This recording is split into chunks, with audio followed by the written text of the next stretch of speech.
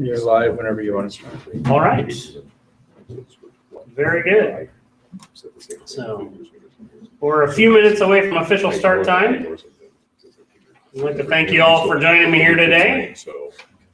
In case you don't know me, my name is Will Cover, and I am your program director down at Camp Cornhusker. Sitting over here is John Irwin, camp director, and Evan Reeder, my assistant program director. So we'll be fielding questions and things like that today. As I mentioned, you've got copies of the leader guide that if you'd like to follow along with. Otherwise, I'll be bringing things up here on the screen. If you have questions, you can write those down on the yellow sticky notes, or if you need to flag things in the leader guide for future reference, feel free to use those. Are there anything that anyone needs before we get started?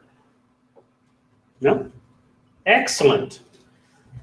Well, I'm very excited about this year at Camp Cornhusker. It is our 60th anniversary, and we've got a lot of great stuff. I'm going to go ahead and start moving us through the leader's guide. We'll get here to the page. We'll skip my greeting letter. You can read that on your own. We're going to move forward a couple of pages to new in 2016. Okay. Part of our goal today is to talk about new programs at camp, existing programs at camp, what you need to sign up for, what you just need to show up for. We'll try to take a moment and run through the registration process in case you've never done that. And then we'll talk about, I'll bring up a overhead view of camp as well as our updated map so you can kind of get a reading on where things are. And then we'll answer any questions that you have. So, new in 2016, we're introducing ATV rider safety training. Very excited to offer this BSA national program in partnership with Polaris. We will have, is it 8 ATVs, John? Yes, 6 for youth and 2 for staff. Okay, so basically each program session, periods 1 through 5, will have an availability for this course. So we hope to run as many youth as possible. This is one that you do need to register for, just like you would a merit badge, because it will take up a merit badge session period each day of the 5 days. Some things that are important, because this is not a merit badge, we are able to limit the age range. So this will be for youth, ages 14 or older. And the program does require that they wear long pants, long sleeve shirts, and over the ankle boots to that session each day. As part of their provided protective gear, we will provide the rest. Okay. Moving right along, also this year we will introduce underwater remote operated vehicles. Okay. This is a STEM and innovation program that we're very excited to be offering. This is another session that you will need to sign up for. Okay, it will take up first and second period each day for the course of 5 days, and availability is limited. Okay, any questions about that? And that's again age 14 and up. That is again age 14 and up. Okay. Something else that we're excited to be able to offer this year is Nebraska Hunters Education Certificate. All right. Now, youth will need to, and we'll be providing these links, will need to actually sign up with the Game and Parks Commission. Okay, and I'll bring up that link right here, show you what it looks like. In just a moment, switch off of this. So first, they'll need to sign in here on the main page for the official Hunter Safety Education course and create their profile. All right. Then, several pages in the June calendar, toward the bottom, you will find the first week, the second week, and then on page 3, you will find the third week. So this is where they have to sign up for Nebraska Hunters Education Safety, okay? And then in the afternoon, is it Thursday, John?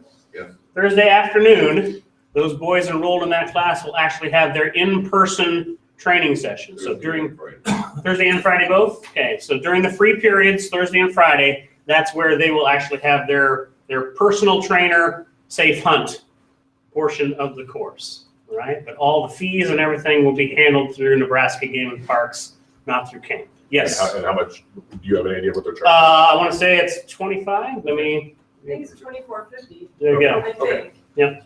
All right. No, that's, If I look here, just a second, it tells me at the bottom of this page. Yeah.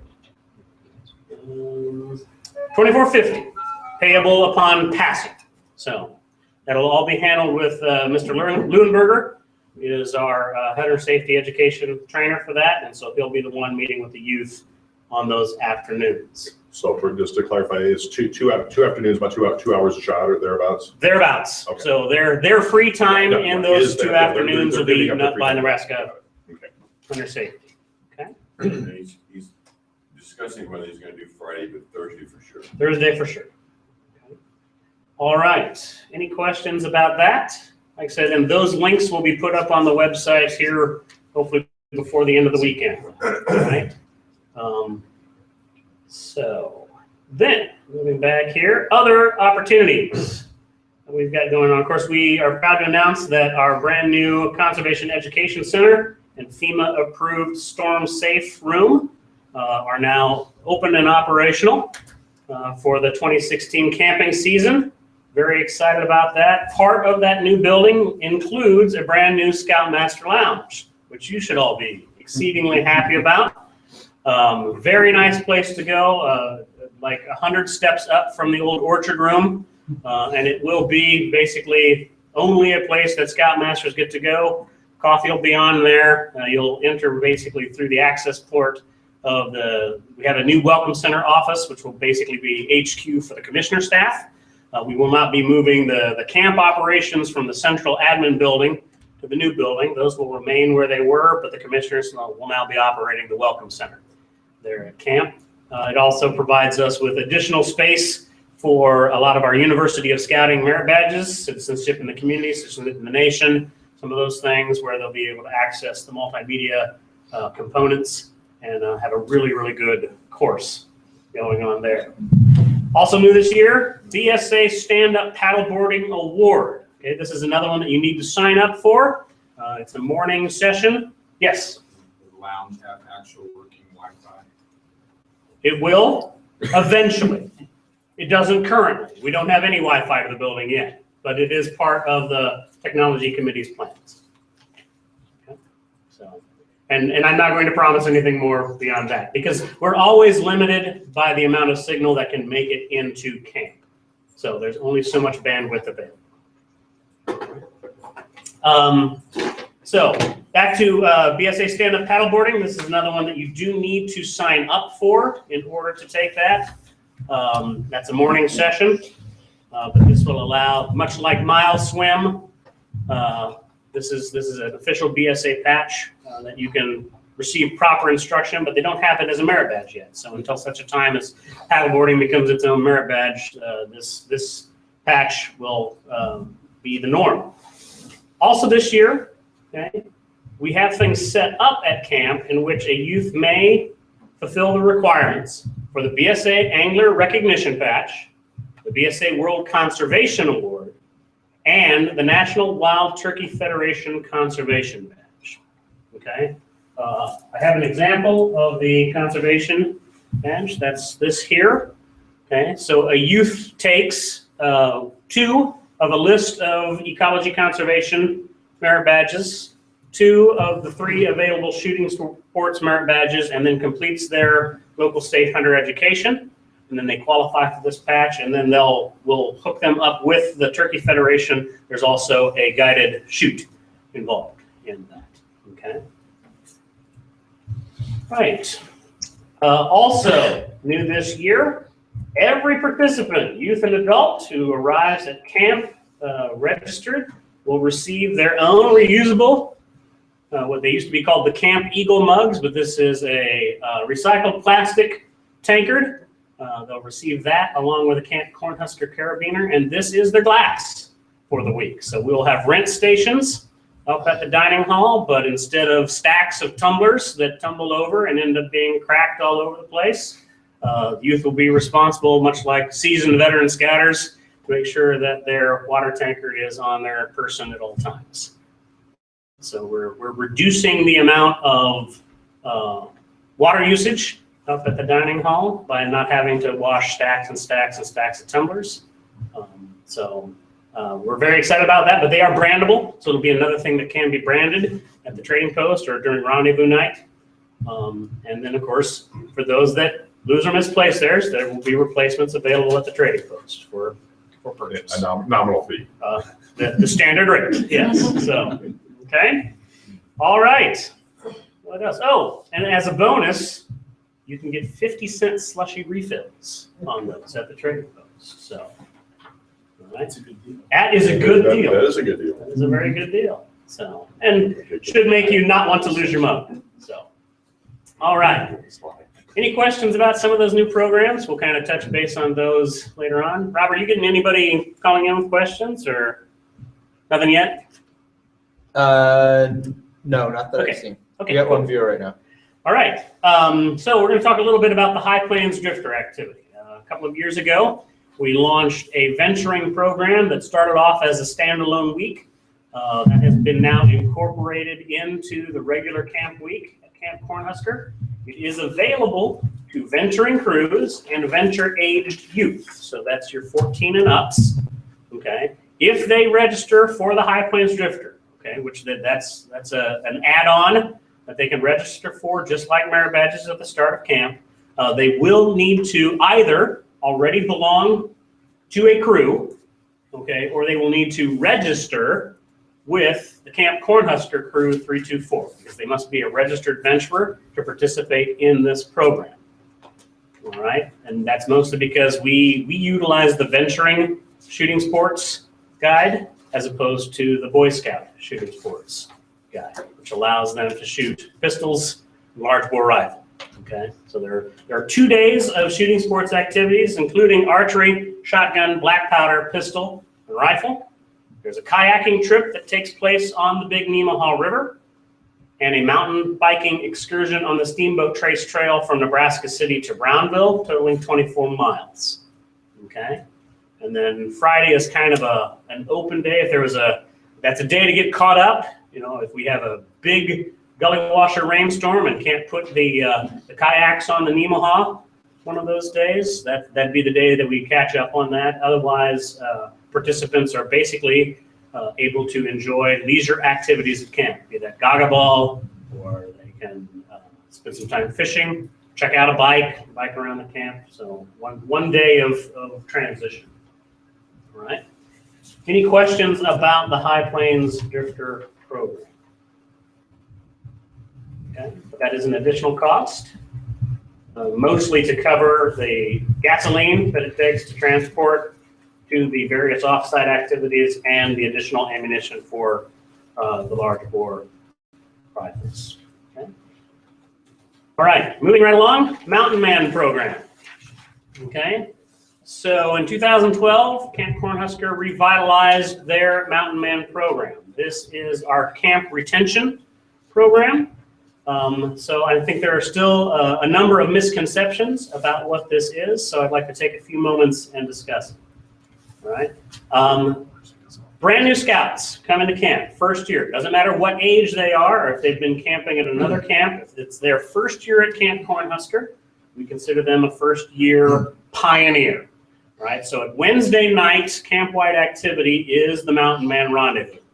At that point in time, all of those first-year campers should receive a blank hide piece on a lanyard that'll go around the neck, along with that year's color bead, right? And they will be called out basically as pioneers in the program.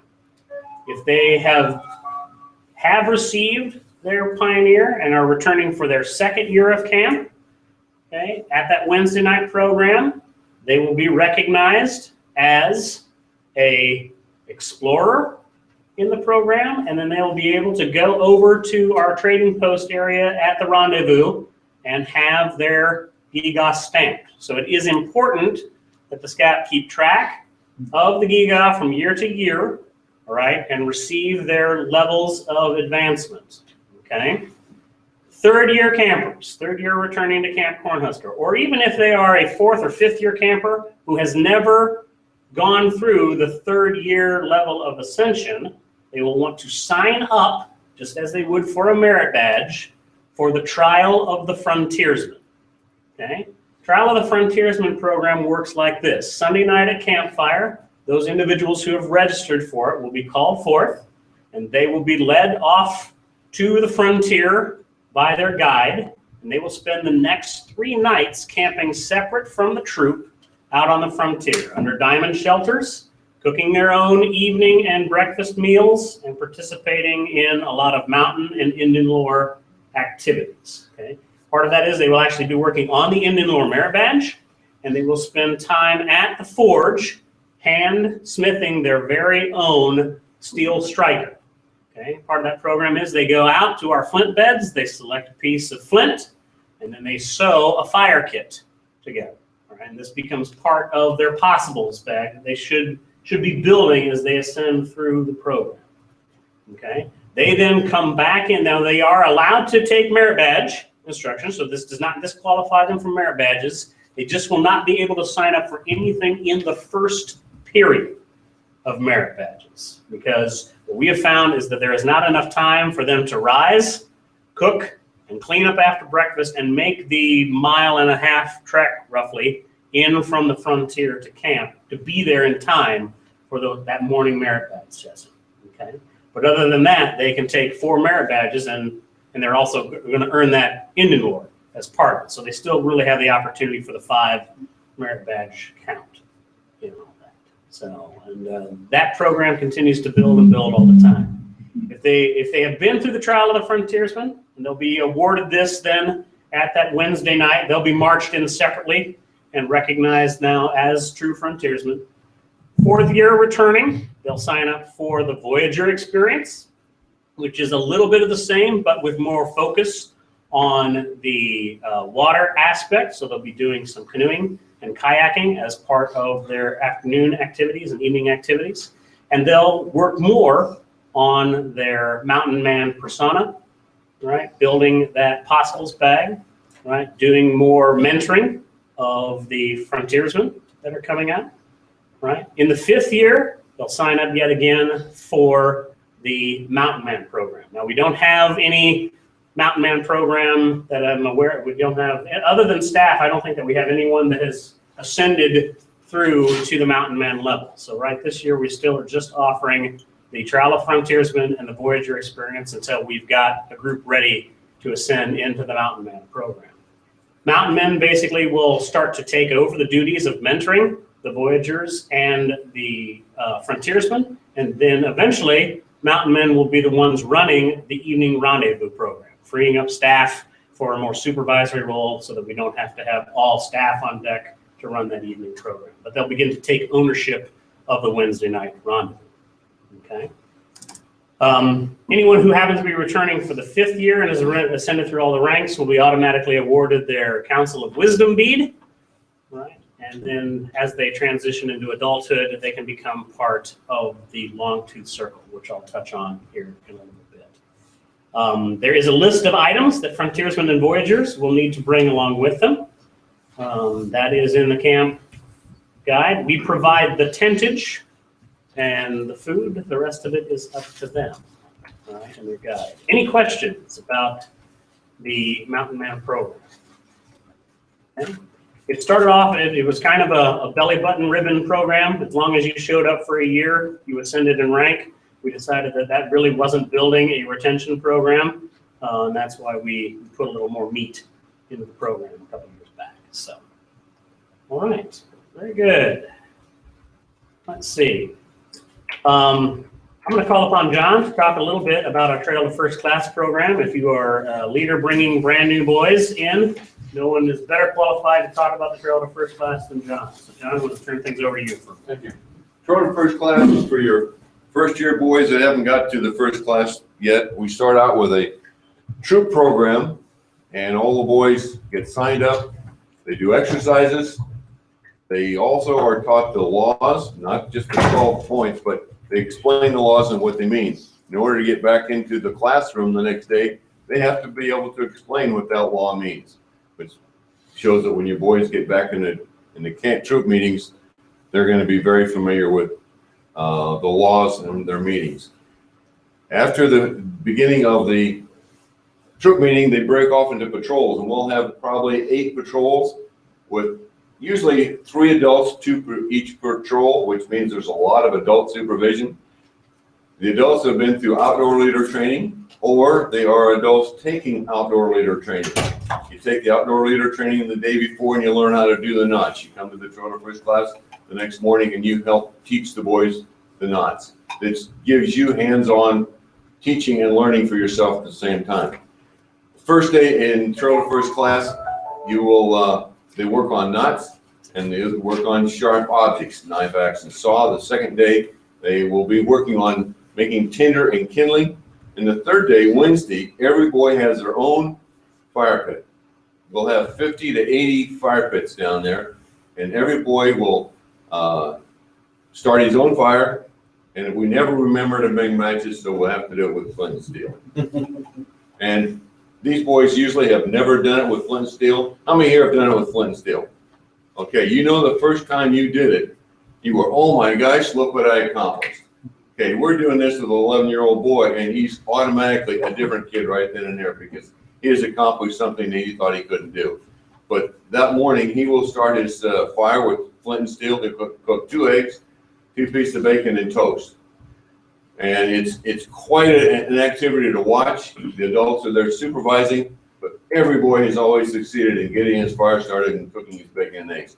Many of you have been down there and seen this and helped participate in it, and you know it's an awesome event. The next day is lashings, and we spend time learning all the different lashings the boys use. And then the 5th day is orienteering. We go on an orienteering hike. Also, part of this is we do our 5-mile hike on Monday evening, and it's a 5-mile, and it's a nature hike included. So the ecology people go along and they point out all the different things that kids need to learn because they have to find so many birds and flowers and plants and this sort of thing. The second evening is called the Cat Eye Trail. It starts in the evening around 9:30, and the boys are it's dark. Each boy is given a piece of paper with directions on it, and he stands at the entrance of the trailer first class, and he'll have a degree, 290 degrees. He'll turn his flashlight to 290 degrees, and he'll look over there in the trees, and there's 2 cat eyes reflected from this light. And he'll walk over to that tree, he'll look at the next directions, 180 degrees, and he'll turn his flashlight to 180 degrees, and he'll look in the trees, and there's some more light, more reflectors. And he follows a trail. We have 3 different trails, a real simple one, and one's a little bit more difficult, and one is takes a little bit longer. So here's the orienteering. We have the 5-mile hike, all involved in the trailer first class. And it's a hands-on activity. There's very little lecture. Lecture is done at the same time we're busy doing other things. We're teaching knots, and we're also going through the 3 R's. We'll be teaching something else, and we'll be discussing other things that are part of the trailer first class program. So that by the time you walk out of there, you've got most of the things learned or accomplished. You'll go back, we don't sign it off. The Scoutmasters will evaluate the boys and probably have them do it again on the next camp out. But they will have the foundation, and they're going to come back much more independent than when you send them to us because of the things that they've learned. No other camp has this program. Very good. John touched on 2 of the additional activities that you can participate in during the course of camp. One of them being the Monday night nature trail hike. Okay. The other being the Cat's Eye Trail. These are programs that you do not have to sign up for to participate in, and if you can have your entire troop participate, not just your trailer first class students. Also, if this is something that you feel that you can cover better in your troop environment, it's not mandatory that a trailer first class member participate in these, especially like the Cat's Eye Trail, which sometimes runs a little bit late at night. If you feel that those boys are worn out at the end of those 2 days and that you want to cover those requirements later on at the troop outing, that is entirely up to you. It is, if they're going to get it signed off or, required at camp, yes, they need to be there. But, we've had a lot of comments in the past about the fact that, boy, those Trail First Class kids are pretty much exhausted by the end of Monday afternoon. That hike's a little much for them. You know, this is us presenting an opportunity to supplement your troop program. Okay, so but it can also be something that everybody in the troop participates in. Let's see, moving along here. We'll touch base a little bit about our vocational life skills program. Other camps may have various combinations of vocational life skills merit badges, but we are the only ones that I know of that have a facility like the Neatfield Life Skills Building, where we've got 6 bays set up. Now, you'll see that we recommend that a boy be 13 or 14 before they take these merit badges. That's a recommendation, simply because we found a lot of them don't have the dexterity or the attention span to be dealing with welders, automotive parts, you know, power tools, things like that. So it's billed as part of our older boy program, but that is a recommendation, not a prerequisite. But there you'll find automotive maintenance, electricity, electronics, farm mechanics, home repairs, metal work, plumbing, and welding. Okay. Those are all the things that are being taught up in the Life Skills Building. And this year we added electronics. Yes. So also up in that building, we'll be doing electronics merit badge as well. Okay. We've already touched base here on these patrol programs: Blazing Trails Nature Hike, the Cat Eye Trail. Wednesday night, we've talked about Rendezvous. Part of the component of Rendezvous is our Woodsman's Games. Troops, you know, large troop with multiple patrols are encouraged to have those patrols participate, or if you have a smaller troop or a single patrol's worth of boys at camp, have them form the team. And after all of the pomp and circumstance of our inductions in the Mountain Man program are done with, we will break out into the Woodsman's Games.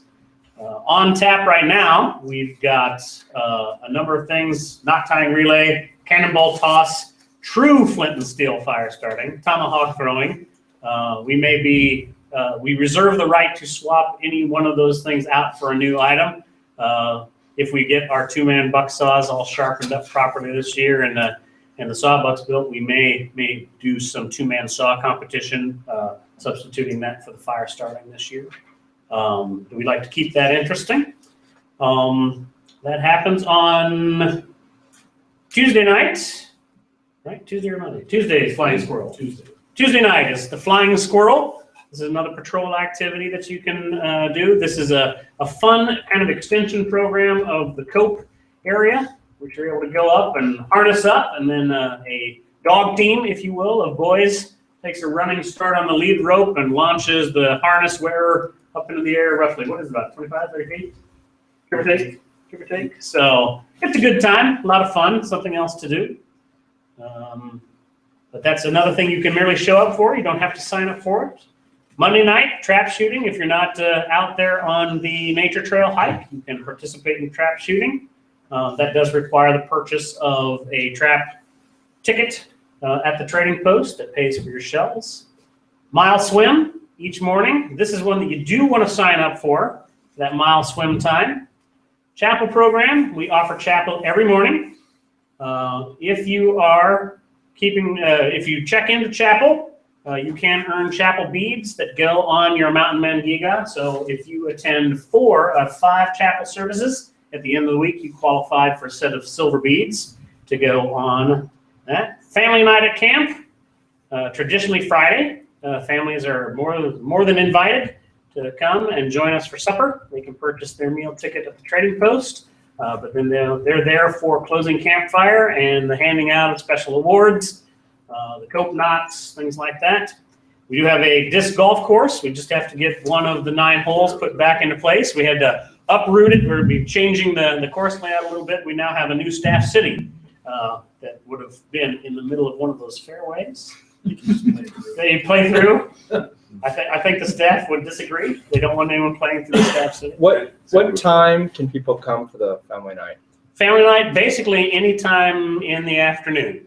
So do they need to check in somewhere? Or? They will need to check in and purchase their meal tickets. So they check in at the central office, and then we wristband them, and they're all ready to go.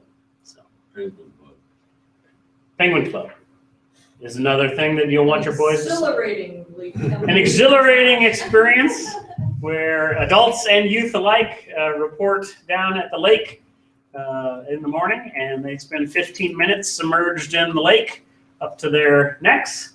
And at the end of the week, you receive the Penguin Club badge. Now, on Sundays, when you say sign up, you mean it's available to sign up online? Correct. Right there? Yes, Not just a sign up at camp? correct. It's a sign up online.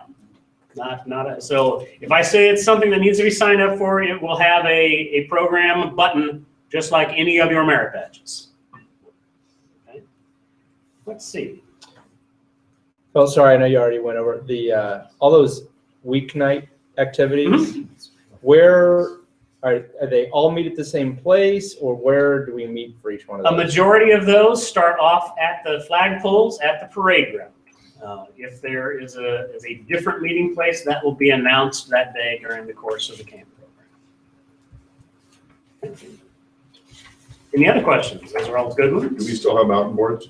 We do still have mountain boards, and they are scheduled to go into the shop and be fully repaired and functional. And that's a free time activity. That is a free time activity. Yes, it is. Much like Gaga Ball, we have a Gaga Ball pit at camp. We have a volleyball court at camp. We've got horseshoe courts for pits at camp. And the equipment for those things can be checked out in the afternoons during free time at the quartermaster. You mentioned Friday night. Are families encouraged to come down on Thursday night? Absolutely. If you have young men who are going to be inducted into the Order of the Arrow on Thursday nights, families are encouraged to attend that night as well.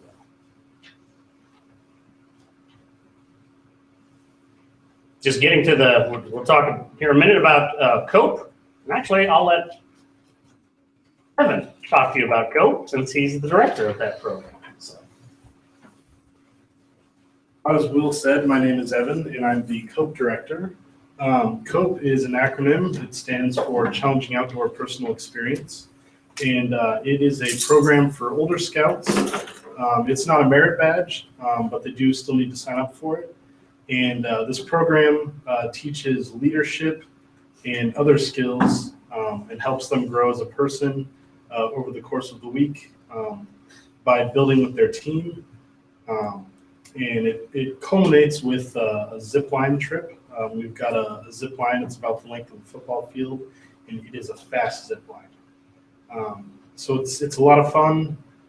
We generally recommend that they be a third-year camper before they begin. And I had one other thing that I wanted to say, but I don't remember what it was. So if I remember it, I will write it down. Evan, can you talk just a second about the adult? I noticed you're offering adult COPE. Yes. Could you talk about that? Yeah. So adult COPE is going to be in the third session. So the first COPE block is 2 sessions long. Normal merit badges are just 1 session long.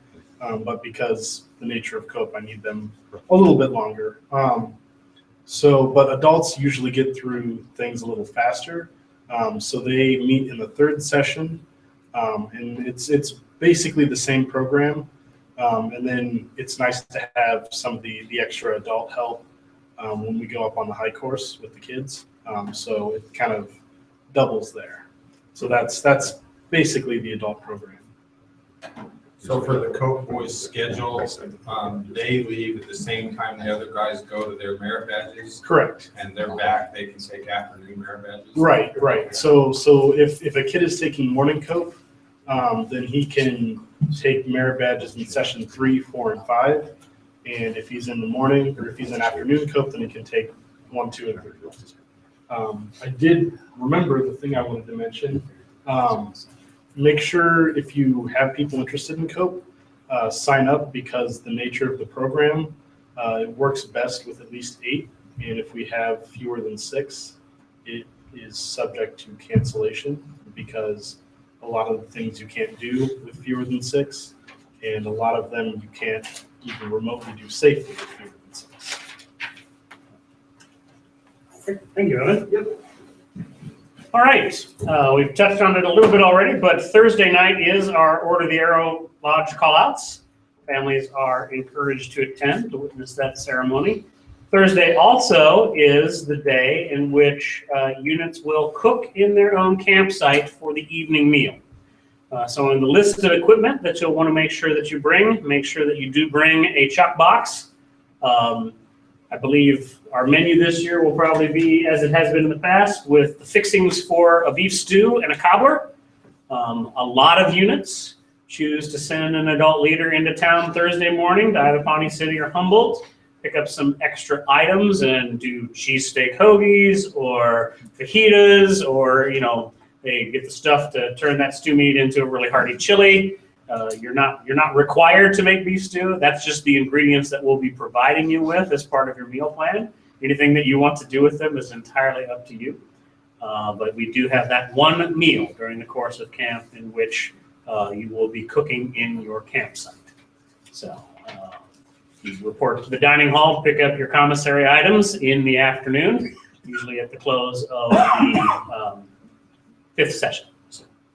Can I mention from a troop perspective, the earlier the possible. I realize your staff is busy. The earlier the possible we can pick it up on Thursday, the less stress it is for the troops. And you understand, I will always get it to you as early as I can. Gotcha. Okay. All right. Any questions about programs? We'll get into merit badges here in a little minute. Do we need to submit anything for anybody who's going through Order of the Arrow? Yes, your Order of the Arrow chapter elections teams should have already sent out. I know Brian's got a letter, but they are scheduling their elections right now. There's some paperwork that has to be filed with the Order of the Arrow and returned, and then we will build the call-out list based on the returned election forms from your OA elections. Okay. If you are an out of council unit, I know that we've got some folks out of council joining us via the Google Hangout. If you are an Order of the Arrow participating troop in another council, you can send a request to have your youth called out as part of our ceremony. But then it'll be up to that respective lodge to contact them about when they'll be going through their ordeal. Correct? Correct. Yeah. Any other questions about Order of the Arrow? Okay, very good. We're going to touch briefly on camp fees this year. A youth in the early bird pays $220 per person. After May 16th, that goes up to $240. We do offer a full provisional program. So if your troop happens to be heading off with your older youth to some sort of high adventure program, but you've got a new batch of Webelos crossovers or some second-year campers that maybe aren't ready to make that trek, let us know. We will have staff members who are provisional unit leaders. Or if you are a troop that only has one available adult leader to make it down to camp, and you haven't already made arrangements to share a campsite with another troop that you're already friendly with, we will add you to the provisional site, which we're very excited to be revitalizing the provisional troop program this year for all 3 weeks. So you see that provisional unit boy pays just $5 more in the early bird and a little bit more there in the regular price. There is a daily fee, so if you have a youth who just wants to come to camp for a day, there is a daily fee that is $65. Obviously, we're trying to promote that you come for more than the one day. Come for the week and save a lot of money. Adult leaders and parents, $105 per person for adults, or a $15 daily. All right. If you just are swapping out, just come down and pay the $15 if you're going to be in camp for one day. As part of our council's Friends of Scouting program. So if you are a Cornhusker Council unit and you have scheduled your Friends of Scouting presentation and you make your unit goal, part of the incentive for making your unit FOS goal is that one leader will come free to camp when you make your goal. All right. Additional leaders and youth will all come at a 5% discount for the week. So that's yes. So since we've already started to pay for all of our stuff, when we meet our FOS goal. When you meet your FOS goal, we'll work with Paula. At this point in time, unfortunately, there's not. there's two ways to do it. If you've already had your FOS presentation and have made goal, your district executive should be supplying you with the FOS discount code, which you'll put in as you register your youth and adults, and that will automatically show up as the discount. If you are going to be making payments and registering youth right now, but your FOS presentation isn't until later, or perhaps you've had it but you didn't quite make goal and you're trying to do follow-up on your cards, we'll work with Paula at registration to retroactively apply that fee prior to final payment so that there is no need for a refund. It'll just come off as a discount before the final payment. Okay? Yes? Is that $15 for adults? Does that include the meals? The $15 for adult would be your basically your meal ticket for the day. Gotcha. Okay? All right. What's the meal ticket for the Friday night parents' night? Dinner ticket, I want to say is it 5, 6, 7? Breakfast is 5, lunch is 6, dinner is 7. I think so. I think that's what it is. Okay. All right. So, payment schedule. Right now, we're hoping that by February 29th, everybody has got their boys registered with a $50 deposit per person down. By March 31st, an additional $50. By Monday, March 16th at 5 p.m., the last payment of base fees balance per person should be due before late fees kick in. All right? Does that make sense to everybody? So basically, your base fees must be paid up as part of that final payment on the 16th. Otherwise, a late fee registration will engage. Right? We'll work to.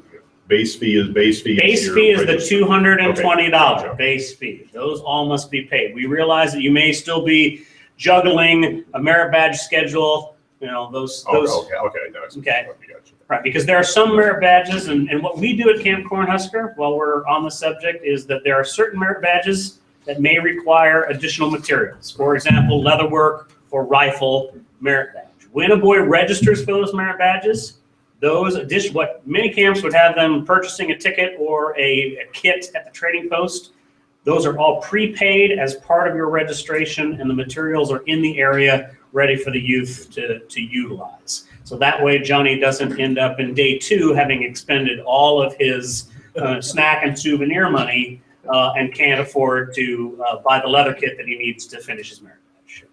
So, okay. All right. We will go to registration for camp here in just a bit.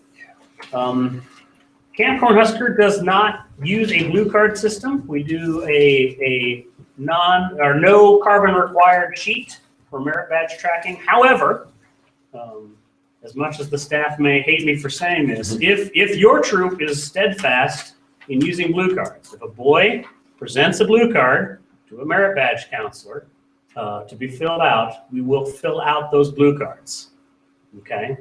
But it'll be up to the boy to make sure that it gets to the counselor in a timely fashion. So don't be coming with blue cards on Friday. Okay, or Saturday morning going, fill out my blue cards. All right. We totally recognize the official advancement policies of the BSA and the use of the blue cards. Okay? So what's the process for the counselors to enter that information? Because every year we run into boys that say, we earned this in camp, but there's no record of it. So the process for the boys is that they keep their daily records, and then the counselors turn all of those in to the area director, and then based off of those attendance records and their record keeping, right, that is entered in and made available to you before the close of camp. As we did last year, we will also do this year, where my area directors will be in the orchard room Saturday morning to answer any questions that you may have. Right, and while I hesitate to throw any sort of disparaging accusations toward youth, attendance does not necessarily equate completion. Okay. I don't believe in running a merit badge factory. So if the requirements have not been completed during the course of camp, the merit badge counselor will not sign off on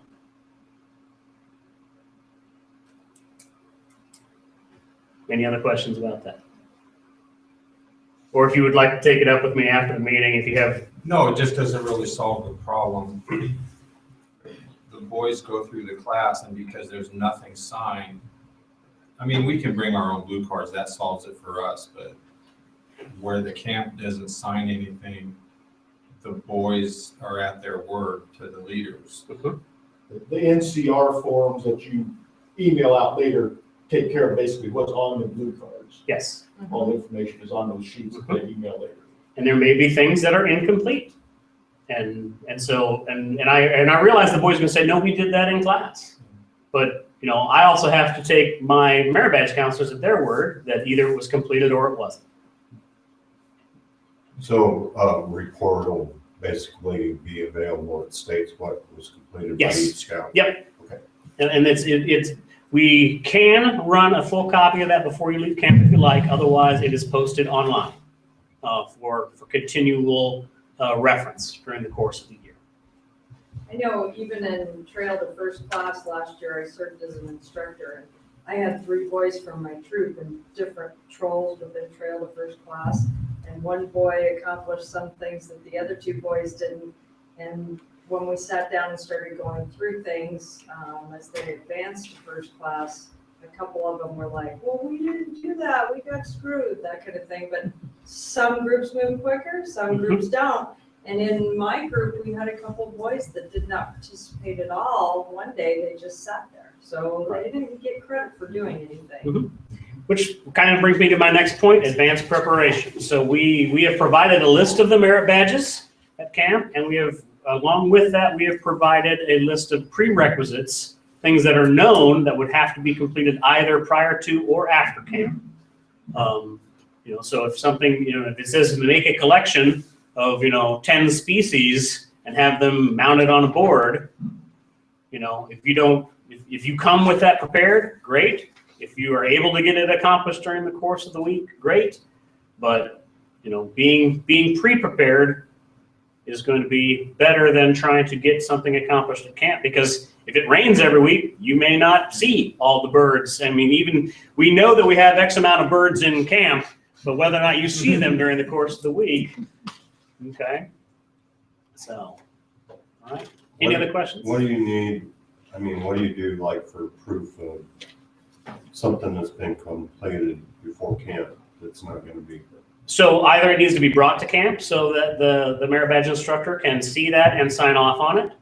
Or if you have a blue card that's already been started by another counselor, their signature on that blue card is as valid as my camp staff signature.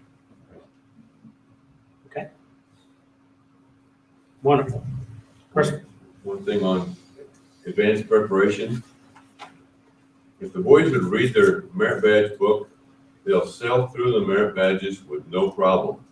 So if you can stress this during your troop meetings, boys pick out their merit badges, get them the books. You can take an evening at troop meeting to have them start reading the books. It'll be so much easier for them to acquire their merit badges if they read the book. It's simple. If they arrive at camp having never looked at the requirements for the merit badges they're about to take, they're probably going to be caught off guard. Okay. All right. Merit badges offered at Camp Cornhusker. Archery, art, astronomy, automotive maintenance, aviation, basketry, bird study, camping, canoeing, chess, citizenship in the nation, citizenship in the world, communication, cooking, digital technology, which replaces computers, electricity merit badge, electronics merit badge, emergency preparedness merit badge, environmental science, farm mechanics, first aid, fish and wildlife management, fishing, fly fishing, geocaching, geology, home repairs. This year, we will not be able to offer horsemanship. Okay? Indian lore merit badge is offered, but only as part of the trial of the Frontiersman program. Insect study will not be offered this year. Kayaking, leatherwork, life saving, mammal study, metalwork, nature merit badge, orienteering, pioneering, plumbing, reptile and amphibian study, rifle shooting, robotics, which is not to be confused with underwater ROV, those are separate programs, rowing merit badge, shotgun shooting, small boat sailing, soil and water conservation, space exploration, swimming, weather, welding, wilderness survival, wood carving. Those are the merit badges being offered this year. Okay.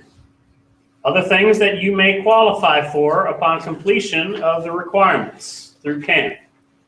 BSA stand-up paddleboarding, the mile swim, the complete angler recognition. We haven't, this is the first year that we're highlighting the fact that you can earn this at camp, okay? Requirements for that are scouts who have earned fly fishing, fishing, and fish and wildlife management merit badges qualify for the complete angler badge. BSA World Conservation Award. You can earn this by earning the following merit badges: environmental science, soil and water conservation, or fish and wildlife management, and citizenship in the World Merit Badge. Then the National Wild Turkey Federation Conservation Challenge Patch, right? This is earned when a boy, actually there's a fuller list here, I'm gonna give them to you. A boy who has earned 2 of the 3 shooting sports merit badges, plus 2 conservation merit badges and completion of their hunter safety course. So, 2 of the 3, either rifle shooting, shotgun shooting, or archery. 2 from the wildlife, fish and wildlife management, environmental science, forestry, bird study, insect study, mammal study, nature, plant science, soil and water conservation, fishing, camping, and wilderness survival, sustainability. Okay. All right, so we'll work with you to get boys recognized if they have completed all of those requirements. We work on basically an hourly merit badge schedule with a 15-minute passing period. Okay. Here's what the schedule looks like. So that's all laid out for you, showing what is available in each period, in each area. Daily schedule. Right. Basically starting as early as 6 a.m. if you're part of the mile swim. Chapel is each day from 7 to 7:15. Assembly at 7, followed by flags and breakfast. We did that so that hopefully more people can participate both in the Penguin Club and mile swim and still make chapel. We had a lot of concern that boys who were doing those early aquatics things were being excluded from attending chapel. So we changed the chapel time to just prior to breakfast. Okay. All right. Let's see. Unit recognition. Each unit coming to camp will receive a participation ribbon at minimum. You can also earn the Wagon Master Award. Okay, requirements for this are: do an approved camp service project. Have every boy participate in at least 1 merit badge. Have your troop participate in 3 of 5 troop or patrol programs, including Blazing Trail Nature Hike, Cat's Eye Trail Hike, Woodsman's Games, Dutch Oven Dessert Cook-Off, and the Banana Relay. Okay. I hadn't mentioned the Dutch Oven yet. We're toying with an idea about how to change that so it's not necessarily the last thing that happens on rendezvous night. Okay, so stay tuned for the pre-camp leaders packet that will be coming out right about the first part of May for updates on that program. Banana Relay happens in the afternoon on Friday. It is a camp-wide relay.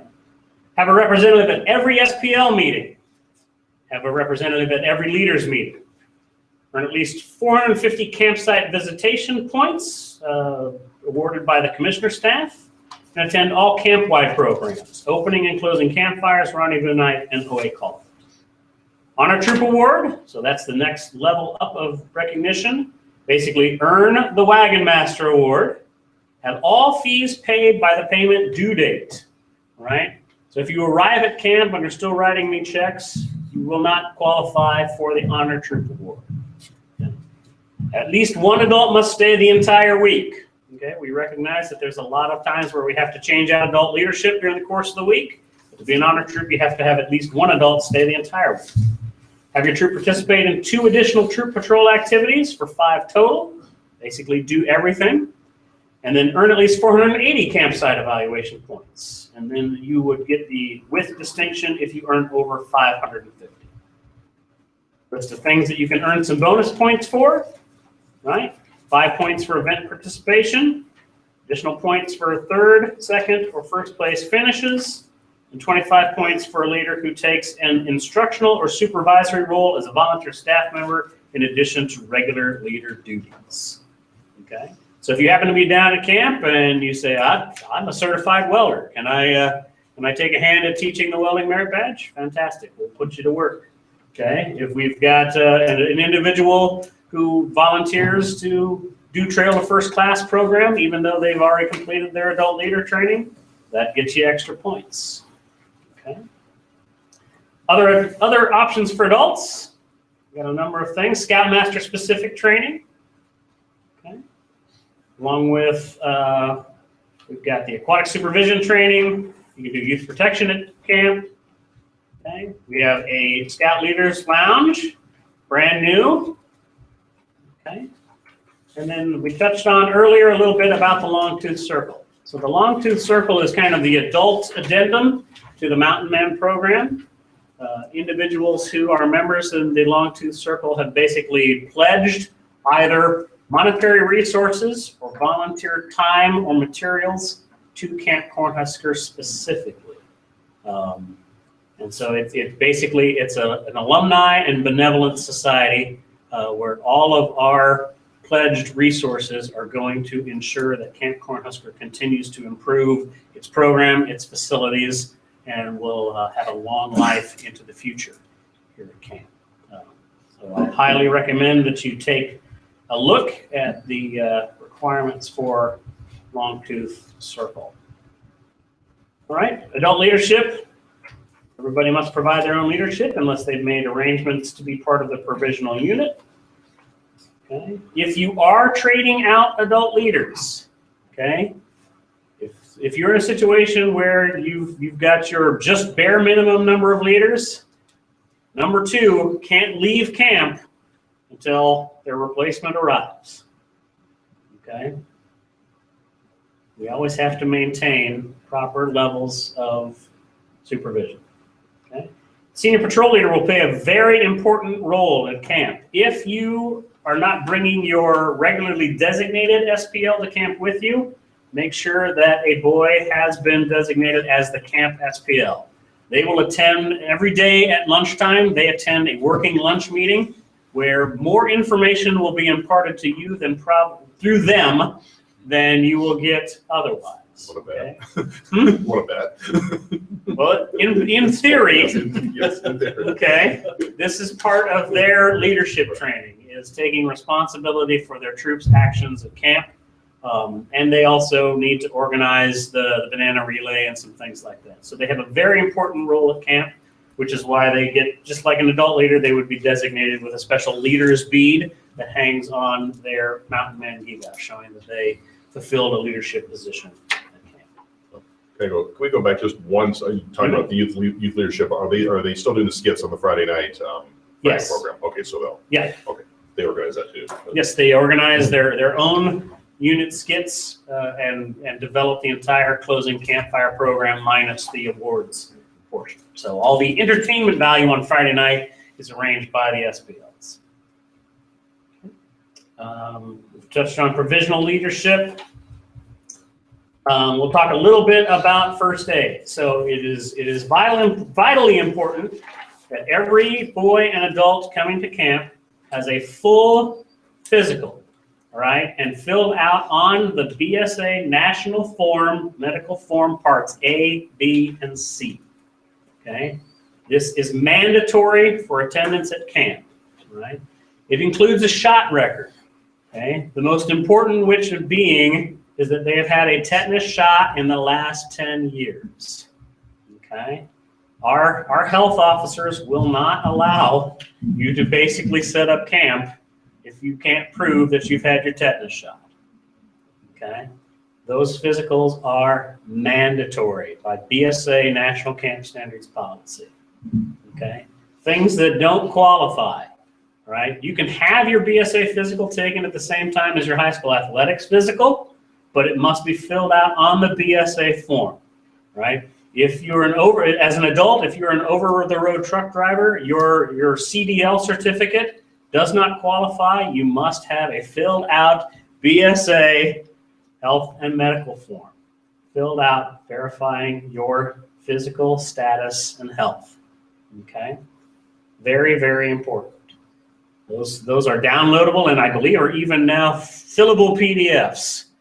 You know, all you have to do is search BSA health form, parts A, B, and C. Okay. Out of council units must provide proof of their additional insurance for travel. Those within the Cornhusker Council, the council actually has already taken out that insurance policy on your unit. That's part of what gets taken care of as part of the FOS campaign. So if you are a Cornhusker Council unit, this you do not have to worry about. If you are coming from out of council, we do need proof of insurance for your travel.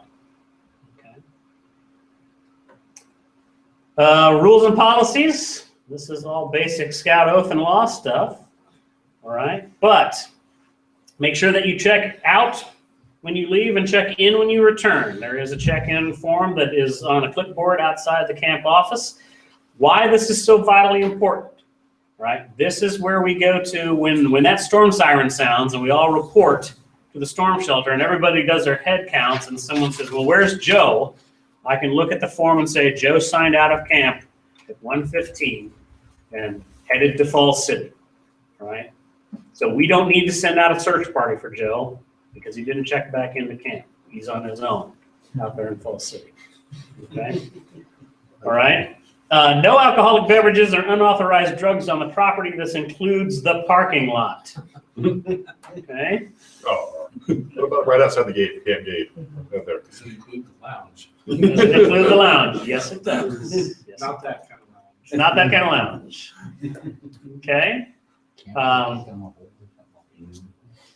Okay. No liquid fuels, pressurized or otherwise, not connected to proper appliances. Okay. No aerosol cans. Okay.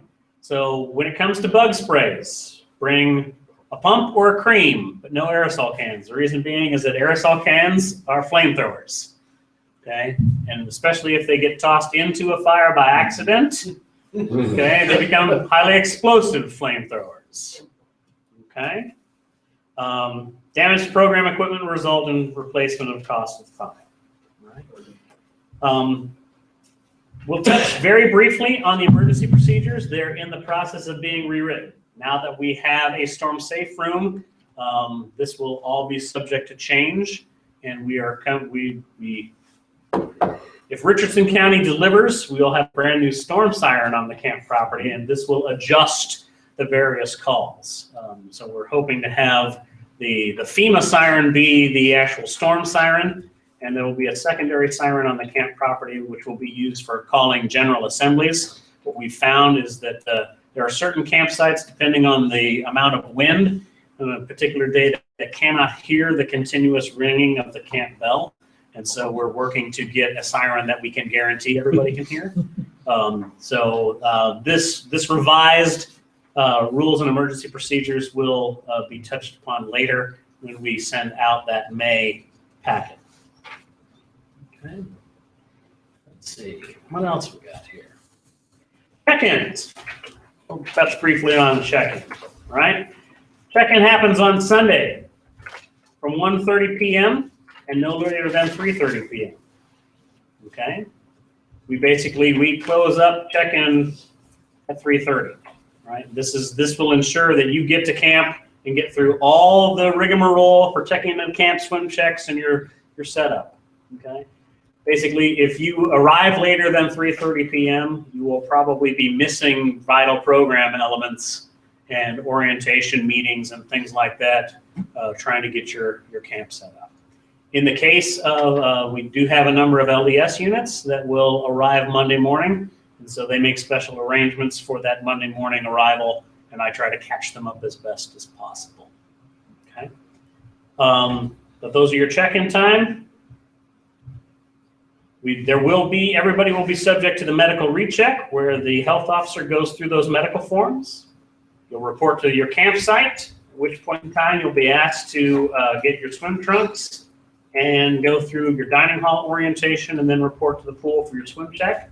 Even if you have taken a pre-swim check, come prepared to swim, all right? Our aquatics director does have the right to retest any pre-test that's been done, okay? Chances are that he won't, because it's gonna save him time, it's gonna save you time, but he does have the right to do that. So if he looks over the credentials and go, actually the certificate that was provided of the lifeguard that administered this test expired, prior to the date that they signed that they did the document, he'll retest everybody. Or if he takes a look down the line and sees a couple of folks that he's like, I'm looking at the name and I'm looking at the individual, and I don't think that they have the physical strength to handle that swim test, he has the right to do the swim test over.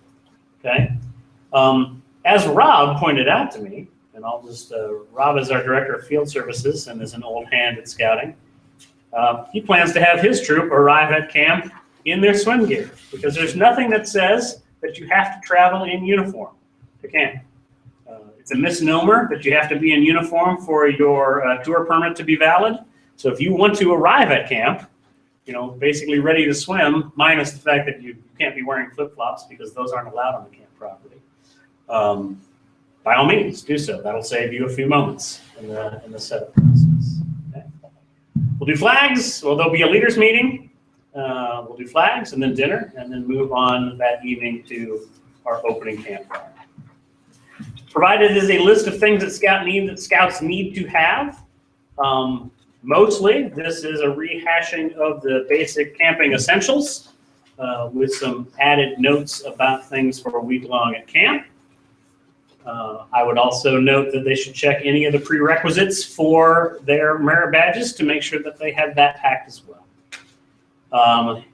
This brings us to this year's specific camp t-shirt. We are continuing to highlight the program elements of the Mountain Men program. So you'll see this year's design. These are a pre-order shirt only. And long about final payment time, we will shut off the pre-registration function for this. So if you don't have them registered and paid for as part of the final payment there in May, you will not be receiving one of these shirts, because we have to have the company has to have time to get them all printed. And to me, we will have a couple of other things t-shirt wise this year. John, you want to touch base about the new t-shirt idea that we're working with National on, or do you want to say that as a surprise? I think go ahead, go. Okay. When we check in Sunday evening, everybody takes afternoon to take your picture in front of the fleur-de-lis, which is across from the new building. And that picture can be put on the front of a t-shirt with the list of all your boys' names on the back. We will send that picture in Sunday evening, and the t-shirts that you order will be back Thursday. So you will have a picture of your troop on the front of your t-shirt with a list, like you go to a band concert and you list everybody in there. Well, the list of all the kids that or everybody in that picture will be on the back. It's got to be turned in Sunday night and will be delivered to us Thursday. Do you know how much they're going to cost? In the, what are we talking, $20 price point? Yes, I believe it was. $19.95, somewhere around there. Yes. But it's an amazing quick turnaround to be able to take a group picture, send it off, and have it back to us on Thursday, so that we can guarantee Friday night that'll be passed out as part of. You'll have to decide in your troop if you want it, and let us know so we can order them for you Sunday night. Minimum order on that? Nope. One kid wants one, Yes. that's fine? Yep. No minimums. Payment will be made how? Payment at camp. At camp.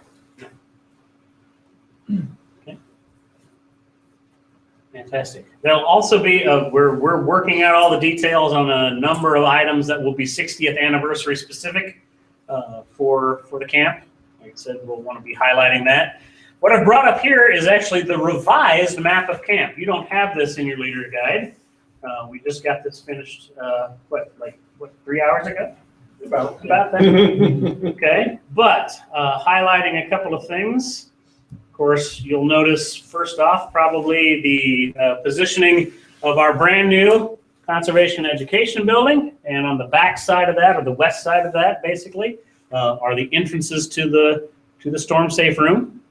Okay, along the road there, you see the brand new staff city.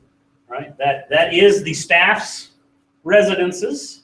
All right, it is off limits to campers. All right, and non-staff adults, but it's right up there.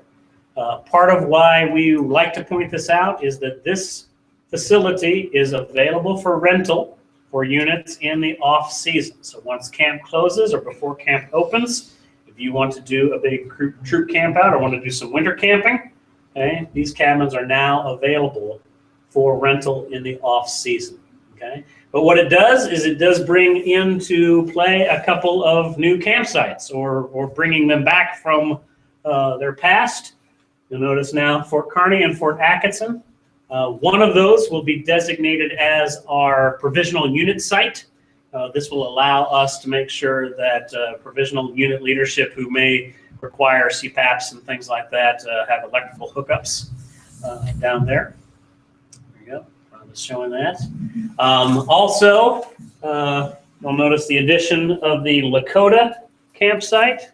A number of years ago, the Cheyenne campsite was closed and moved up the hill while it re-grassed over that area. That has since been reopened, and we're finding that with both weeks 1 and 2 of camp this year filled as far as campsites are concerned, that we needed to open an additional campsite, and so we have designated that campsite as the Lakota campsite.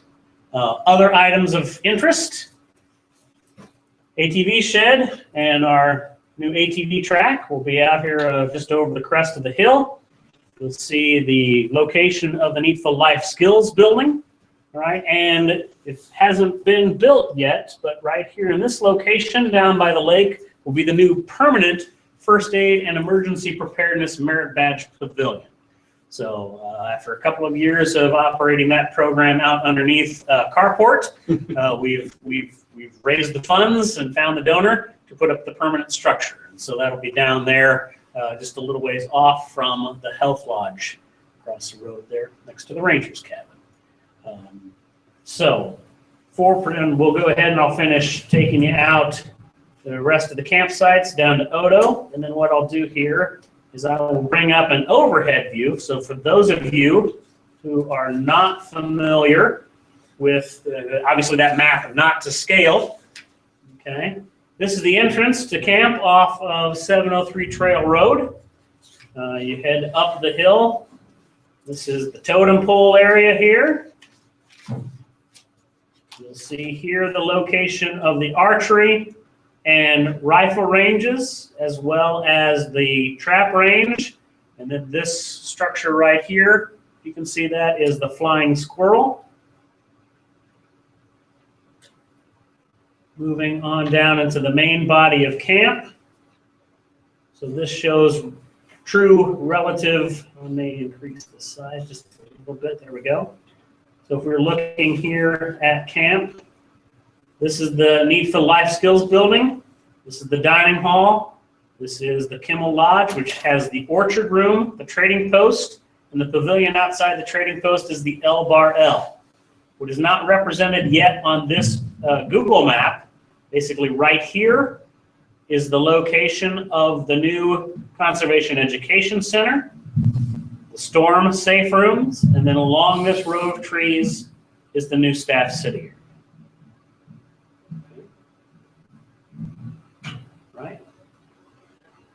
These two buildings here, this is the maintenance sheds. These are off limits to campers. Our administrative cabins. This is the ecology conservation area. The main admin building. Through this entrance back here is where the health lodge is. Here you see our waterfront. Pool is up here. Move that down so you can see the pool area. Okay. This is the ranger cabin that I referenced, and basically right in this area here will be the location of the new first aid pavilion.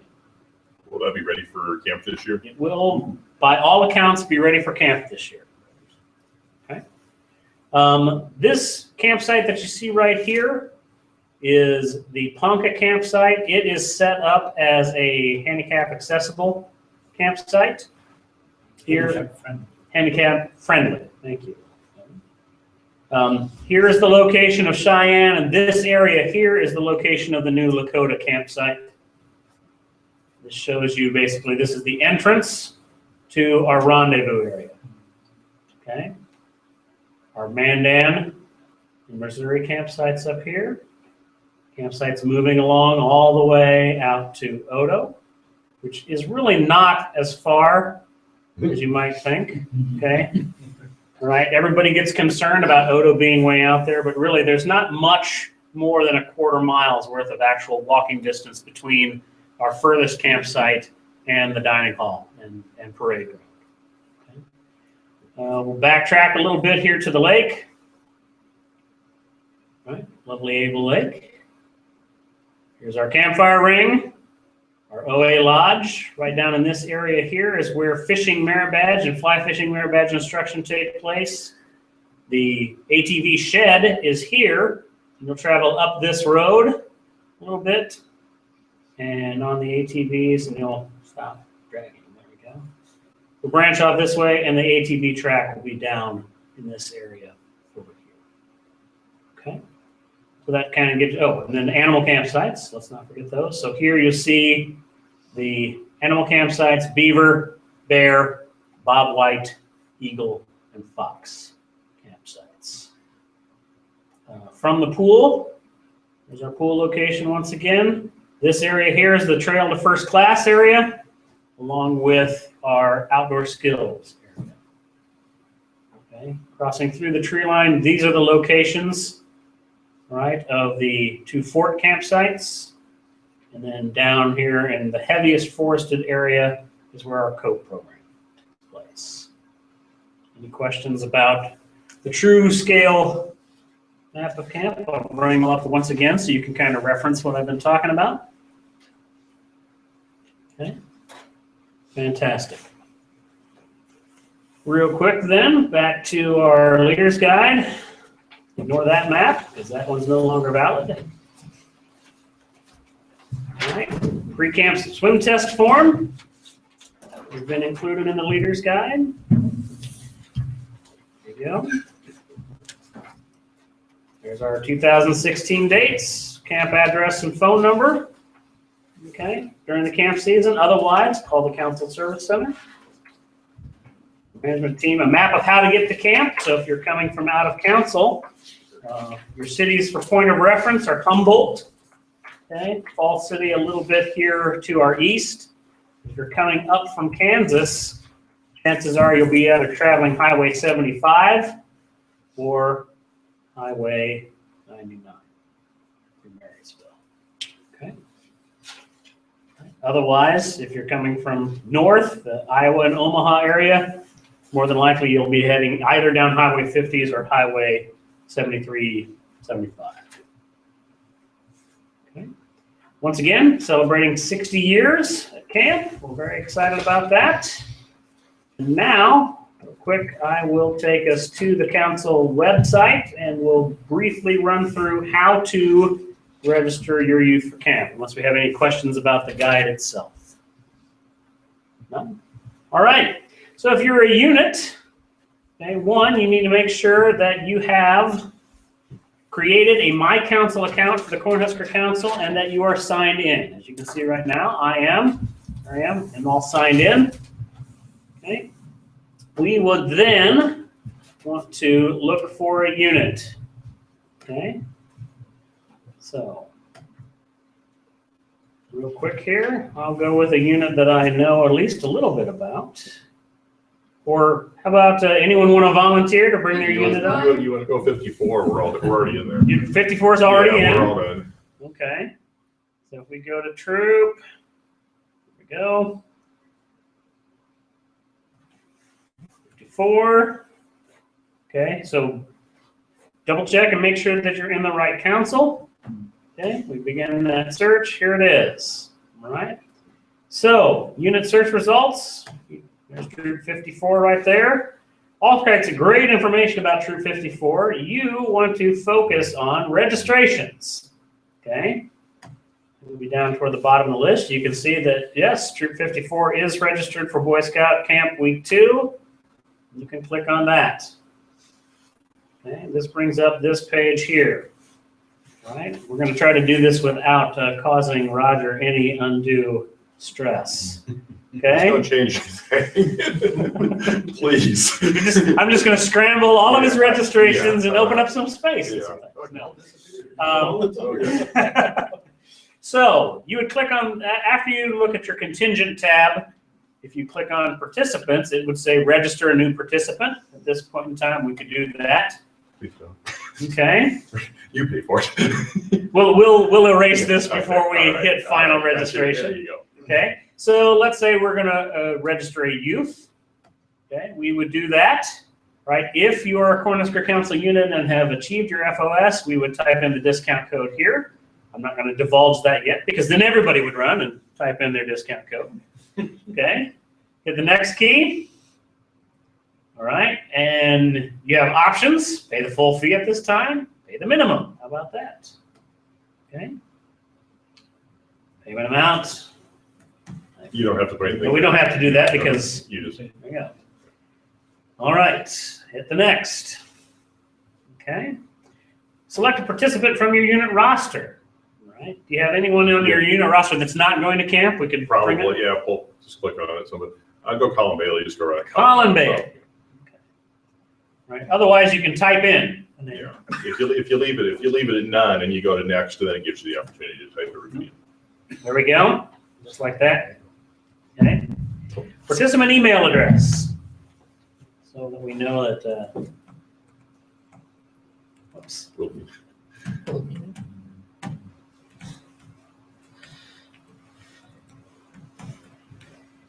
Type that in. Okay. Place to add additional information here. Okay. Note here, special needs. So this would be the place where you'd put in either a physical or dietary. Right. So let's say he has a peanut allergy and Maybe it's a vegetarian. and he's, well, yeah, with you it would be vegan. Vegan with a peanut allergy would not be uncommon for Roger's unit. Maybe he's quadriplegic. Right, so this is where you would put in things if there's mobility issues, okay, things like that. Those are those special needs. We hit next, okay? All right.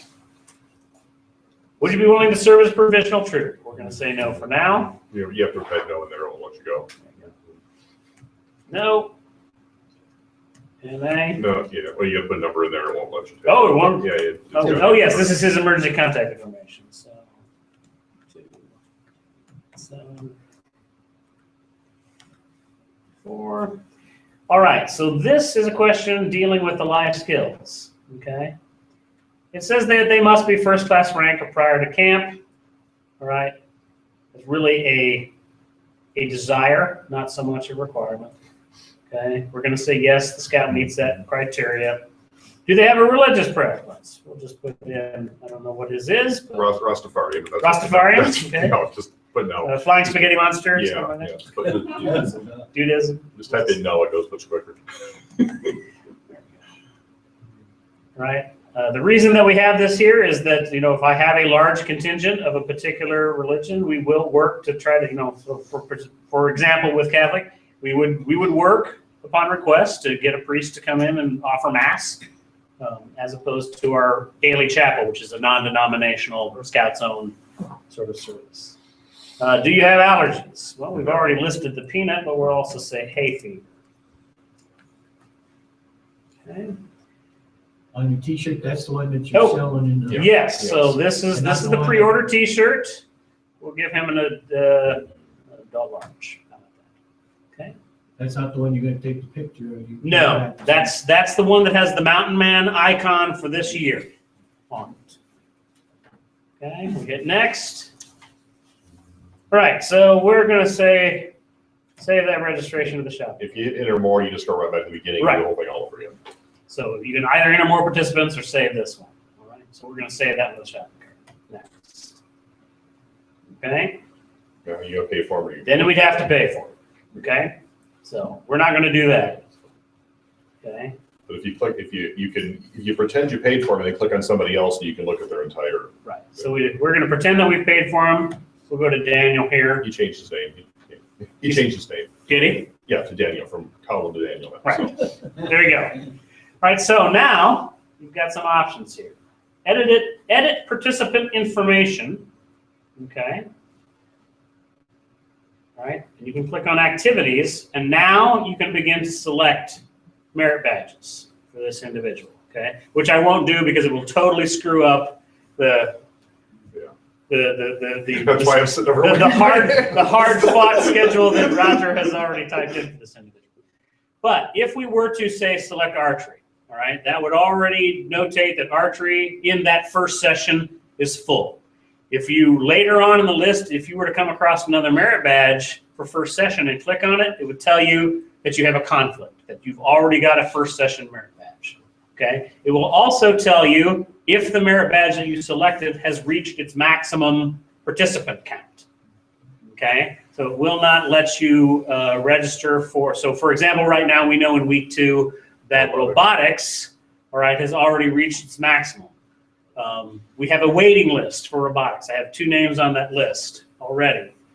We are working to secure additional robotics kits because that's the limiting factor right now. So when I know that we're able to secure additional kits, we will increase the maximum total on that merit badge class. There are some that there's no wiggle room with. There's only so many bodies allowed in the pool at any given time.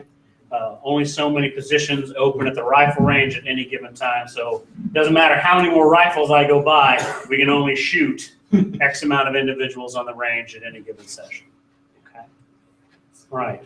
Questions about that while I cancel anything that I might have done here, and then we'll go back and. if you click on activities for Daniel, it'll come up There you go. immediately, real nice. Here we go. There's his. And then if you There's his activity schedule. So you see that he's already signed up for COPE in the afternoon. He's got archery merit badge, as luck would have it, citizenship in the world, and geology. Okay. Now we do have a couple of merit badges that happen in conjunction with each other. So for example, if you sign up for the Master Naturalist block, right, you're actually going to work on all of the merit badges listed under Master Naturalist, okay, which would be its mammal study, reptile amphibian study. I want to say it's soil and water conservation. I can never remember if it's Nature? fish and wildlife. Yeah. Anyway, it's a block of 6 merit badges, okay? Now, we sometimes get the question, you know, my scout already has 2 of the 6 listed. You know, can he only attend for an hour's worth of the session and do something else? The answer is no, okay? Same thing with like welding and metalwork. That's another one that we have combined. He's already got welding, but wants to take metalwork, he needs to sign up for that full block, okay? Any questions about that? No? Okay. Any questions about any of this? If you go back to contingent, you can show them the nice tools that they have, that you have available. So back to contingent. Yeah. And if you have tools. First, let me okay. erase everything. Yeah. We're going to So- remove this from the shopping cart. Update the cart. Perfect. Okay. Let's see if it'll let us go back to the contingent. Yeah, no. Over to tools there, you can, once you get everything registered, that's a really Right. either export roster or I always Right. I print off the full participant summaries and give each boy a copy of it on Monday morning. So if you were, I believe this will, if I, Well, that'll print what you It'll just showed. print it. But yeah, but but if you export, it'll come up as a, as a P or as a PDF. Excel, it's an Excel Excel file, spreadsheet. yeah. That's a really nice tool to have also. That's a double check. Right. You can also check, I mean, this allows you to check your full payment history. Okay, there's your participant list, all of that. Contingent account shows all the things, all the activity. So, all right. Very good. Any questions? Okay. Any questions at all about camp before I let Rob talk a little bit about some of our high adventure activities? I do have one question. Yes. Was either your dad or Richard at the last roundtable meeting that mentioned that we're gonna be short of range officers? Is that true? Well, I guess at this point in time, we don't have all of the range officers secured. We're hoping to get a shotgun instructor and an additional range officer who would volunteer to open up a second session of shotgun. Okay.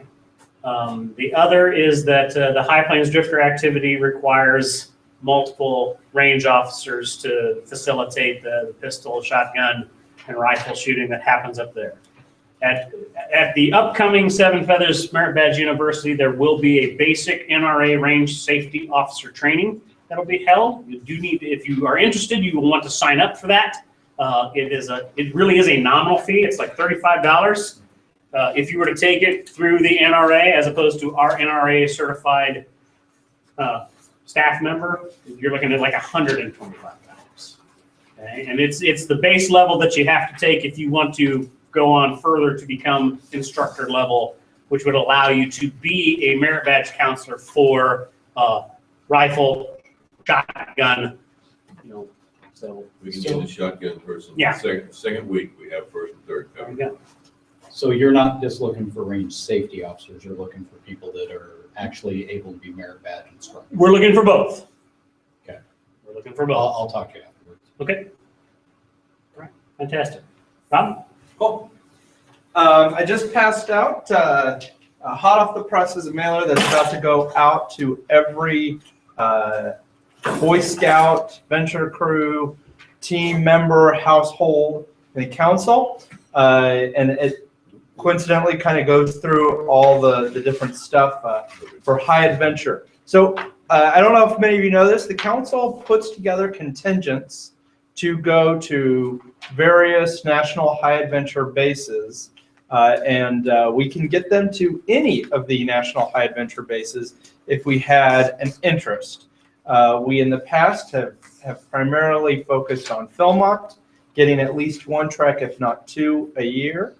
We have two going this year, which are both full. And we have a trek that just opened, that we just got the dates and everything secured for 2017. But we only have one trek for that because it is also going to be going at the same time as National Jamboree in 2017. The only, really, you have to be registered, but it could be a kid, maybe your troop didn't get a contingent, or maybe you did, but they're able to go as individuals. They don't have to wait for your troop to get a contingent or crew to go on a Philmont trek. Or this summer, there's also the Anacocan trip, which is really cool. I can't stress to it. Philmont is by far the most recognizable of the national high adventure bases. However, Anacocan, National Sea Base, the Summit are all really cool bases. They just haven't either been around necessarily as long and have the history and heritage that we all identify with Philmont. The Anacocan experience is really cool. You go up, you'll see, guaranteed you will see multiple bears. You are out in the middle of nowhere. It is a wonderful experience. Again, you don't have to come as a troop. This is ideally, we have one boy who wants to go, great, we get them signed up and they can go. They don't even have to have a parent who's going with them. A matter of fact, most cases we can't because we only get 2 adults for most of these treks to go with them. But those are there for you. We, as a council, only charge the registration fees that actually go to Philmont. The rest you guys accumulate as a group. We have some orientation meetings going on that get everybody ready. and you pay for transportation costs and figure those out as a group. So usually it's rental of a vehicle or something like that, a bus, depending on the size of the group and where they're going. Sometimes they just carpool down and share fuel costs, stuff like that. But we do have those. Same thing goes with the troops, usually share their equipment costs. Then we have National Jamboree. Registration for that is open right now. National Jamboree is $2,300. We are not going out to Washington, D.C. afterwards. We are going to go by bus from here to the summit, which is in West Virginia. We'll be leaving here and going to Navy, straight from here to Navy Pier in Chicago.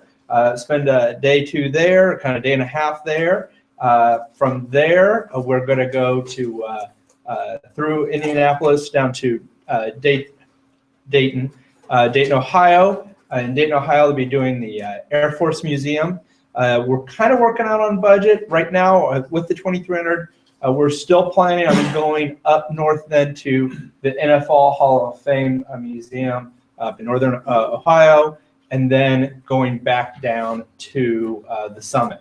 After having a great time for a week at National Jamboree, the Scouts will then hop back on our bus, go over to Louisville, see some attractions in Louisville, including the Slugger Museum, as well as trying to see some of the other local attractions there. We'll then go on to St. Louis, do the Arch, and then come home.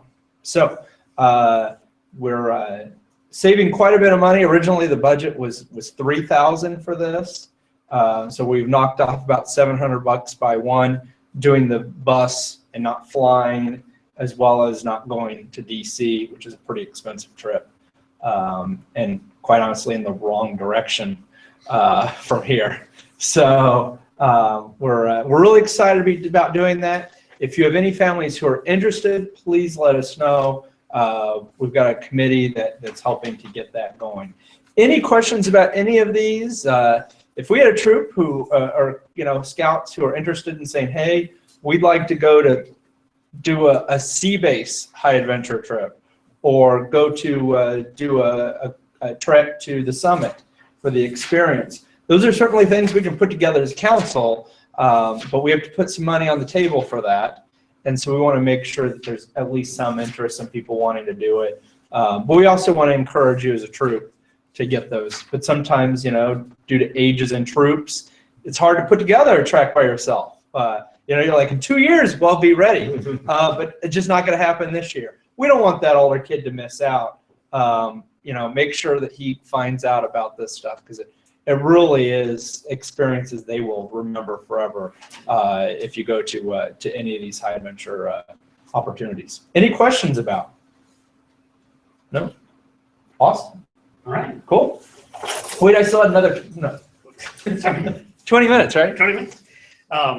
So if there are no additional questions about camp, I'd like to thank you all for coming today. This was a great meeting. I hope the folks out there on the interwebs were able to join us and benefit from it as well. But if there's nothing else to put forward for the good of the group, we can consider ourselves done. So, okay, thank you very much for coming, everyone.